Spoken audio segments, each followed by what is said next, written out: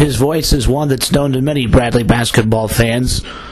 Braves basketball play-by-play man Dave Snell has been doing the job for quite a while. I recently got the chance to talk to him about his career working with Bradley basketball.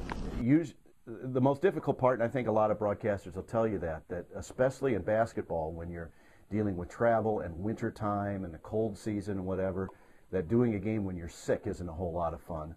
But when the bell rings, you go to work. He enjoys the job because he gets to describe the action to his listening audience. Every game is like the first game I've ever done because it's a whole new. You wipe the slate clean. It's like painting a picture, a different portrait every time.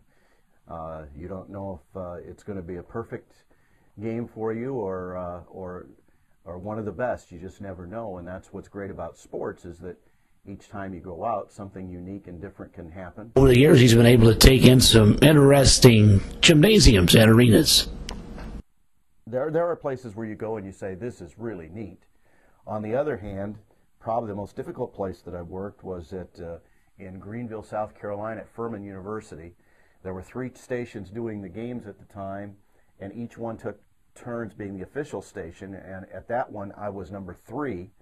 So I had to work at a press box upstairs that was never used, and there were pigeons and pigeon droppings all over the place where I worked. So that was one of the more memorable games on a negative side. But you just make the best of it. Bradley Communications professor Ricky Thine had Snell come in and talk to one of his sports communication classes and appreciates the value of having such an experienced broadcaster here on campus.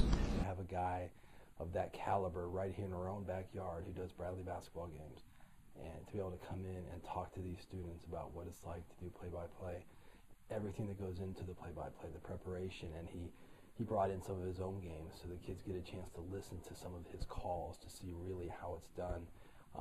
And the fact that he stressed preparation is the one thing that I think some students think that you just go out there and you just call a game, and they don't understand the amount of preparation that it goes into it. And that's why Dave is so valuable, because for someone who's been doing it as long as he has, he can really stress the importance of being prepared. Snell also says he plans on continuing doing this job he loves so much for quite a while. This next season will be 32 years, 952 consecutive games, and I would like to get to 1,500. So if I get that far, if I'm fortunate to get that far, if my health is good.